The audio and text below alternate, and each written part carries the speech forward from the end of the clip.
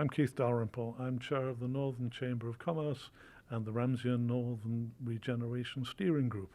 I'm Emma Honey. I'm Secretary of the Northern Chamber of Commerce, and I'm also on the Ramsey and Northern Regeneration Steering Group. Would you be able to explain what a master plan is and what it will do for the town? The master plan is exactly what it says on the tin.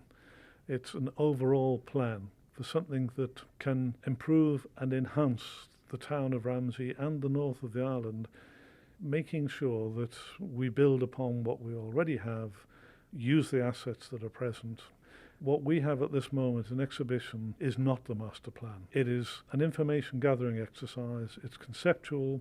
It's not prescriptive. They're not proposals. We are inviting the widest possible range of people within our community from all sectors to contribute their ideas. The hope is that based upon those ideas, the community will help produce benefits for the whole community. Why are you holding the drop-in sessions and the interactive conceptual exhibit? Basically to give the whole community a chance to come in, look at the map, put stickers on it where their favourite places are, perhaps something like an area that is in need of a bit of TLC, get the kids involved with drawing on the colouring sheets, adding play areas. Just really interact with it, play with it, bring some ideas to the table of what the community wants to see in Ramsey. What is the Chamber and the steering group hoping to get out of the exercise? Opinions, ideas, suggestions, and comments which may be complimentary or critical. I've said the widest range of people. We want to inform the decision-making going forward. For the sort of improvements that are needed, we have to attract investment, and whether that's public sector investment or private sector, there has to be evidence that whatever is required is viable and is sustainable. Given the voice, the vox pop of the public, then that would be an indication that there are certain things that the public at large will support should it be provided. It's not a case of build it and they will come. You've had quite a few people in this morning, so what information are you looking for from those residents? There's various ways that the community can share ideas. So there are stickers and notes to write on places they love, little light bulbs for places that they might have an idea about, areas that need regenerating or redecorating almost, and really just having a think about the areas of Ramsey that they would not like to see changed in any way, and then areas really that the community could get behind in making it look a lot nicer and encouraging more people into the town and making it a nicer place to live. How does the interactive exhibit work, and what do people need to know?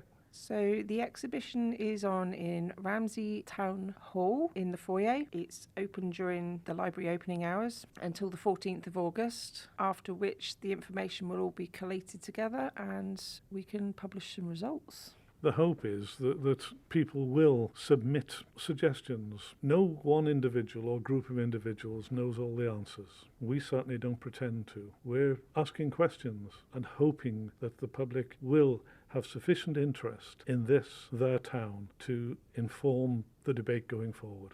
How important are events and things like this for the town and the community and yourselves as the Chamber and the steering group? Vital.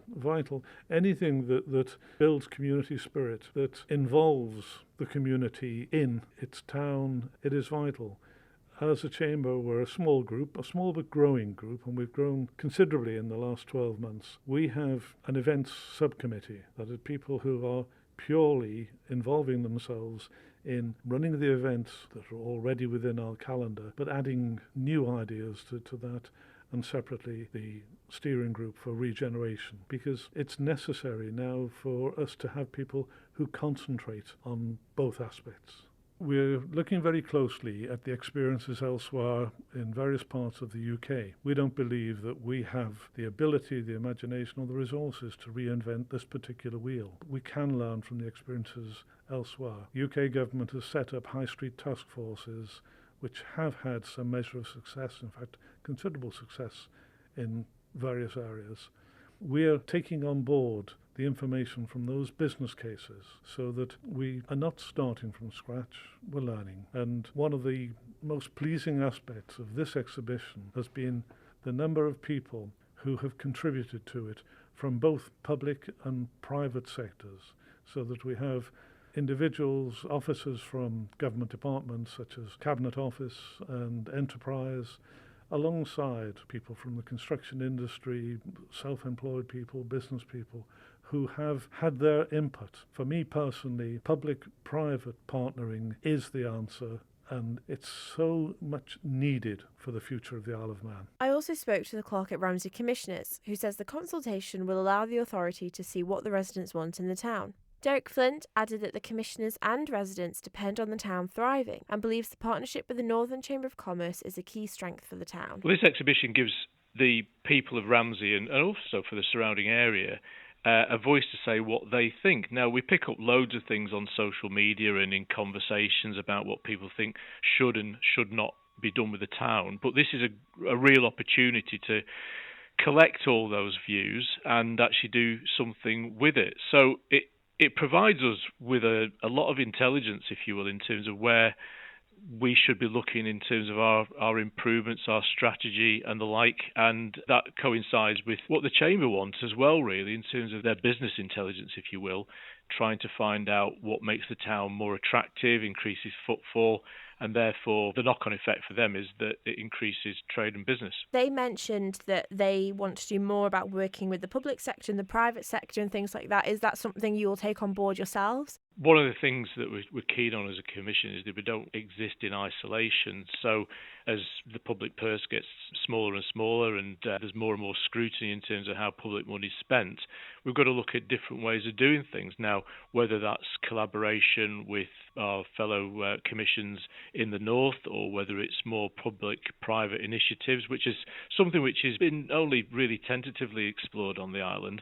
These are all things that are up for discussion. We've just got to find better ways of doing what we do well, and that's turning Ramsey into a really good place to live, work and do business. How important is it for you and the Commission to work with the Northern Chamber of Commerce? We have a really good relationship with the Chamber, so one of our political members sits on there. Myself and the Deputy Town Clerk regularly attend meetings, and it's all about listening and seeing where we can help each other, I suppose. We depend on the town thriving for a number of reasons, pays our rates, if you will, in terms of business rates, but we've also got to make sure that business owners get a good deal out of that as well, and they feel that they're being listened to and that we're meeting their needs and demands. So it's a great source of dialogue. We meet casually and informally as well, and I think it's one of the strengths of the town, and we've probably not seen the best of it yet. Is there anything that you and the Commissioner are hoping to get out of the drop-in session? There's some really good ideas on the boards in reception at the town hall, and they've been designed and thought through by really talented urban architects, Betty Loring Cover. People know their town, they know what's best for it, and with a little bit of thinking, with that information, we can actually then go away and digest it and look at what it really means. And you know what, there might be some surprises in there in terms of things we hadn't thought of and things we hadn't perhaps fully understood in terms of what the town is all about. I can only just repeat what the Chamber has said, really, in terms of that, wanting to almost like compel people to come and do something and contribute and have their voice, because that's really important if we're going to run some improvements over the next 5 to 10 years in the town. So please do come down and get your felt tips out and let us know what you think. Thank you for making it to the end of the Manx Radio newscast. You are obviously someone with exquisite taste. May I politely suggest you might want to subscribe to this and a wide range of Manx Radio podcasts at your favourite podcast provider, so our best bits will magically appear on your smartphone. Thank you.